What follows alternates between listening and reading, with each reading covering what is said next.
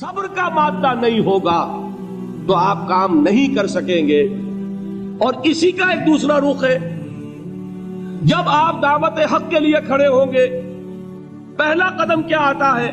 استہزاء، تمسخر، مذاق اڑانا، جس کی میں مثال اب دینا چاہتا ہوں محمد الرسول اللہ صلی اللہ علیہ وسلم کی شخصیت سے. دیکھیے ہم کیا اور ہماری بساط کیا، ہم کیا مبلغ ہوں گے، کیا داعی ہوں گے، ہمارے اپنے دامن پر داغ ہوتے ہیں، لیکن یہ کہ محمد الرسول اللہ کے دامن پر کوئی داغ تھا؟ ان کو تو سارے مکے والے الصادق الامین کہتے تھے، نہایت محبوب شخصیت تھے. ان کے لیے تو جا صادق، جا الامین، یہ الفاظ سننے میں آتے تھے، آنکھوں کا تارا. لیکن جب آپ نے دعوت اب شروع کی، اب قرآن مجید میں دیکھیے کسی نے کہا مجنون ہو گئے، دماغ خراب ہو گیا، پاگل ہو گئے، اجی شاعر ہے، کچھ شعر توڑ لیتے ہیں، ہم پر بہت جماتے ہیں. کسی نے کہا ساحر ہے، کچھ جادو سیکھ لیا. یہاں تک کہ ایسے بدبخت بھی پیدا ہوئے، قرآن میں ہے ساحر کذاب، سحر کرنے والا جادوگر نہایت جھوٹا. یہ الفاظ کہے جا رہے ہیں کس کی شان میں؟ محمد الرسول اللہ صلی اللہ علیہ وسلم. قرآن میں نقل کیا گیا یا ایھا الذی نزل علیہ الذکر انک لمجنون. کبھی آپ نے اس کا ترجمہ سوچا؟ ہے وہ شخص، دیکھیے تصور کیجئے، حضور جا رہے ہیں، تشریف لے جا رہے ہیں، کسی دعوت میں ہے، تبلیغ میں، یا ویسے ہی تشریف لے جا رہے ہیں، اور کوئی ایک جمگھٹا ہے لوگوں کا، ادھر سے فقرہ آتا ہے، تیر کی طرح لگتا ہے دل میں جا کر محمد کے صلی اللہ علیہ وسلم. اے وہ شخص جس کا یہ خیال ہے کہ اس پر کوئی ذکر نازل ہو رہا ہے، ہمارے خیال میں تو تمہارا دماغ خراب ہو گیا. یا ایھا الذی نزل علیہ الذکر انک لمجنون، کہا کہ نہیں کہا؟ اور یہ نہ سمجھیے کہ حضور صلی اللہ علیہ وسلم کے قلب مبارک کو تکلیف نہیں ہوتی تھی. میں قرآن سے ثابت کروں گا، میں کہیں کوئی کہانیاں بیان نہیں کرنا چاہتا. قرآن نے کہا ہے وَلَقَدْ نَعْلَمُ أَنَّكَ يَضِيقُ صَدْرُكَ بِمَا يَقُولُونَ. اے نبی ہمیں خوب معلوم ہے صلی اللہ علیہ وسلم کہ جو کچھ یہ لوگ کہہ رہے ہیں اس سے آپ کا سینہ پھنچتا ہے، یہ جو گھٹن ہوتی ہے، صدمہ ہوتا ہے. انکا یضیق صدرک بما یقولون، ہمیں خوب معلوم ہے کہ جو کچھ یہ باتیں آپ کو سننی پڑ رہی ہیں، یہ کڑوی کسیلی باتیں، یہ جو فقرے چست ہو رہے ہیں، استہزاء ہو رہا ہے، تمسخر ہو رہا ہے. سورہ ہجر میں ہے، ایک جگہ کھڑے ہوئے لوگ قرآن کا مذاق اڑا رہے ہیں، بھائی فلاں آیت تم لے جانا، فلاں آیت میری ہوگی، اس کے ٹکڑے کر رہے ہیں، اس کے ٹکڑے حصے بکھرے کر کے قیمہ بنا کر ان آیات کا تمسخر اڑا رہے ہیں. ایک جگہ قرآن مجید میں مذکور ہے کہ فرشتوں کا مذاق اڑ رہا ہے. بھائی یہ دیکھو محمد نے کہا ہے صلی اللہ علیہ وسلم کہ جہنم پر تو کل 19 فرشتے ہیں، علیہا 19 قرآن میں آیت نازل ہوئی. ایک پہلوان کہتا بھائی 10 کو تو میں سنبھال لوں گا، باقی 9 کا تم انتظار کر لو. یہ باتیں آ رہی ہیں حضور کے کانوں میں. کلام الہی کے ساتھ کیا سلوک ہو رہا ہے، مجھ پر کیا فقرے چست کیے جا رہے ہیں، مجھ پر جس طریقے سے استہزاء اور تمسخر کا رویہ اختیار کیا گیا ہے، دل بھج رہا ہے، دل میں صدمہ ہے. دیکھیے سورہ نون ہے، اور میرے نزدیک یہ دوسری وحی ہے جو حضور پر نازل ہوئی ہے، اس کی ابتدائی آیات نون والقلم وما یسطرون ما انت بنعمت ربک بمجنون وان لک لاجرا غیر ممنون وانک لعلی خلق عظیم فستبصر ویبصرون بأیکم المفتون ان ربک هو یعلم بمن ضل عن سبیلہ وهو اعلم بالمہتدین.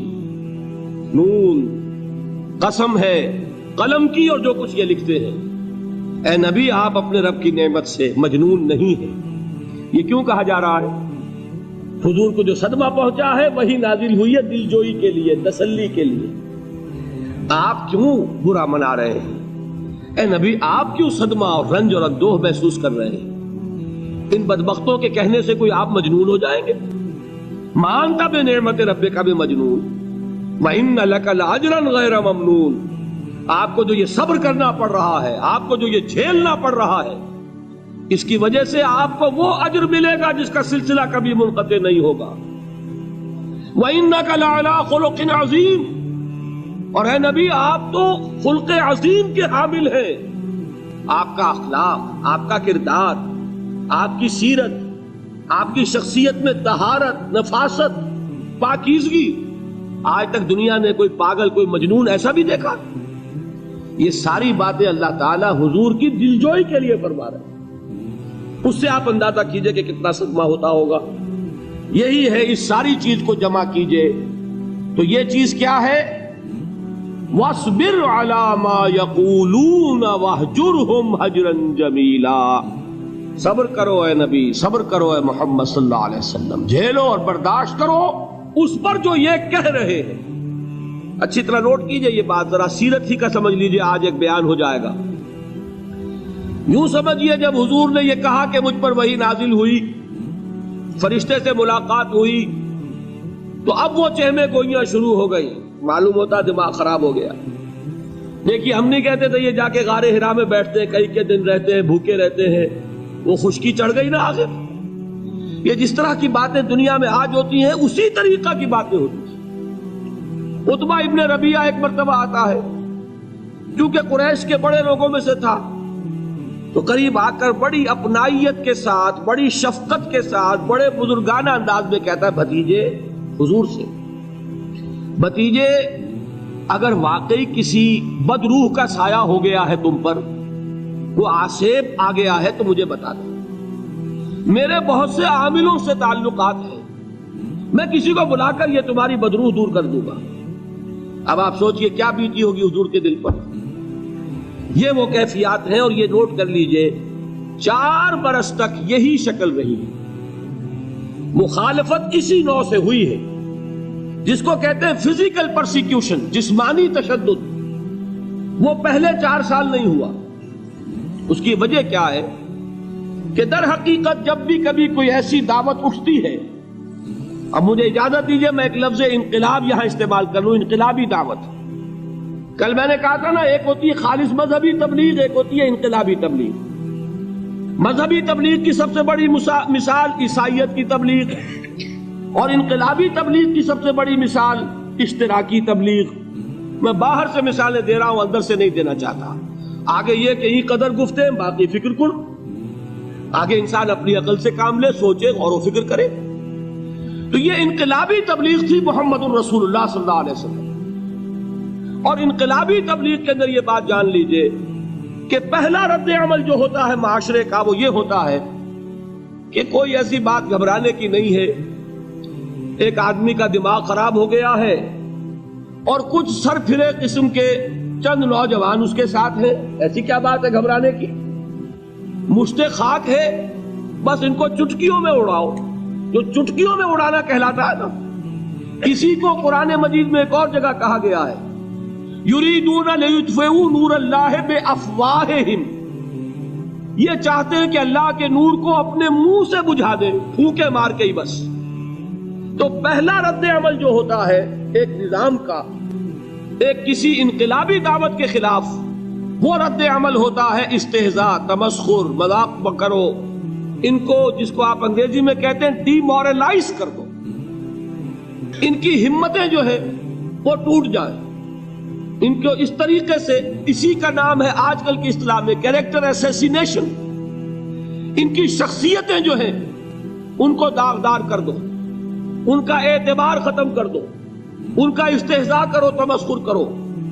اور یہ میں آپ سے عرض کر رہا ہوں اس وقت ایک گونا فخر کے ساتھ اور اللہ تعالیٰ کا شکر ادا کرتے ہوئے کہ میں نے جو کام بھی کیا ہے اس وقت پاکستان میں، آپ نے اخبارات میں دیکھا ہوگا، بڑا دقیانوسی مولوی ہے، بیگمات کا رد عمل جو ہوا وہ آپ کے علم میں ہوگا، بڑے جو یہ جدید ہمارے روشن خیال قسم کے جو صحافی ہیں، اگر کہیں آپ نے پڑھا ہو جس طرح استہزاء ہوا ہے، جس طرح مذاق اڑایا گیا ہے، جو الفاظ استعمال کیے گئے ہیں، وہ میرے نزدیک بہت بڑی سند ہے جو اللہ کے ہاں جا کر پیش کروں گا۔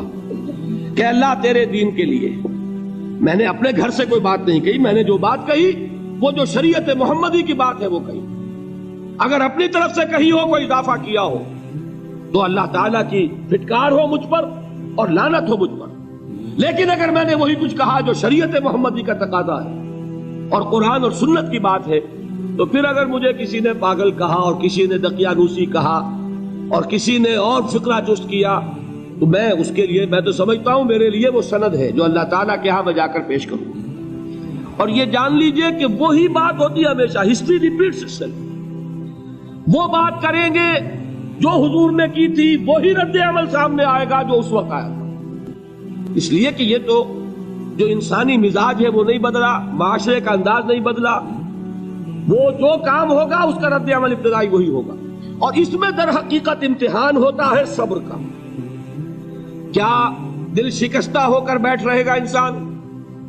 ہمت جواب دے جائے گی، کمر ٹوٹ جائے گی، قوت ارادی اور عزیمت جو ہے مزمحل ہو جائے گی، پھونکوں سے چراغ بجھ جائے گا. یہ جو میں نے آیت آپ کو سنائی تھی اس کا بڑی خوبصورت کی ساتھ ترجمہ کیا ہے مولانا ظفر علی خان نے کہ نور خدا ہے کفر کی حرکت پہ خندہ زن، پھونکوں سے یہ چراغ بجھایا نہ جائے گا. یریدون لیطفئوا نور اللہ بافواہہم واللہ متم نورہ ولو کرہ الکافرون. یہ چاہتے ہیں کہ اپنے منہ کی پھونکوں سے اللہ کے نور کو بجھا دیں، حالانکہ اللہ تعالیٰ تو اپنے نور کا اتمام فرما کر رہے گا، خواہ ان کافروں کو کتنا ہی ناگوار ہو. اس کی ترجمانی ہے نور خدا ہے کفر کی حرکت پہ خندہ زن، پھونکوں سے یہ چراغ بجھایا نہ جائے گا. بہرحال اس مرحلے پر میں نے آپ کو 2 صبر بتائے. صبر کس چیز سے؟ اپنا کیریئر دنیاوی جو بھی آپ حاصل کر سکتے تھے. ذہین آدمی ذہانت لگائے گا تو دین کی دعوت دے گا ایٹ دی انٹلیکچوئل لیول. اور یہ بات جان لیجئے کہ یہ چیز دنیا میں کسی کمائی کا ذریعہ نہیں بن سکتی.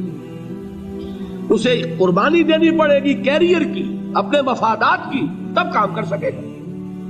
عام آدمی وقت لگائے گا، صلاحیتیں صرف کرے گا، اپنی وہی اس وقت سے اور توانائی سے پیسہ بنا سکتا تھا. آج کل تو آپ کو معلوم ہے کہ بڑی سادی ہو گئی ہے یہ حساب کتاب کی بات، بہت سادہ. ایک انسکلڈ لیبرر کا 1 گھنٹہ برابر ہے اتنے روپے کے، ایک سکلڈ لیبرر کا 1 گھنٹہ برابر ہے اتنے روپے کے. آپ تو ہر چیز کاؤنٹ کر سکتے ہیں، میئر کر سکتے ہیں. جو شخص 1 گھنٹہ لگا رہا ہے اس نے کچھ پیسہ خرچ کیا ہے نا، اسی وقت کو لگا کر وہ پیسہ بناتا، اسی ذہانت اور صلاحیت سے وہ کمائی کرتا.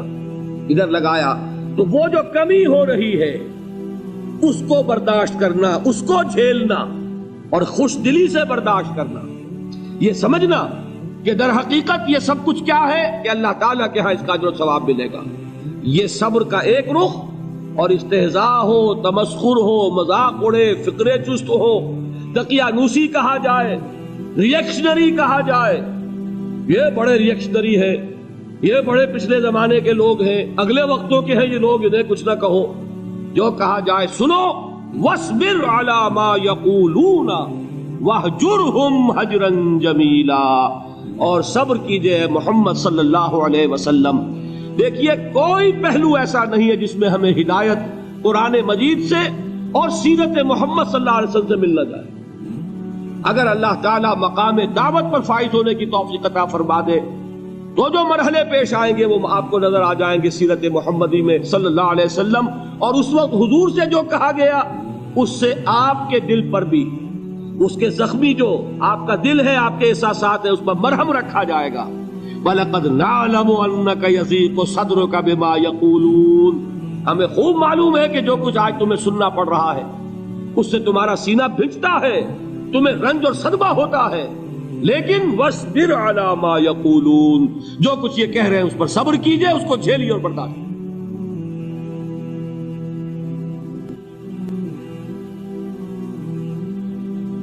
میرا دل برماہی نہیں آیا،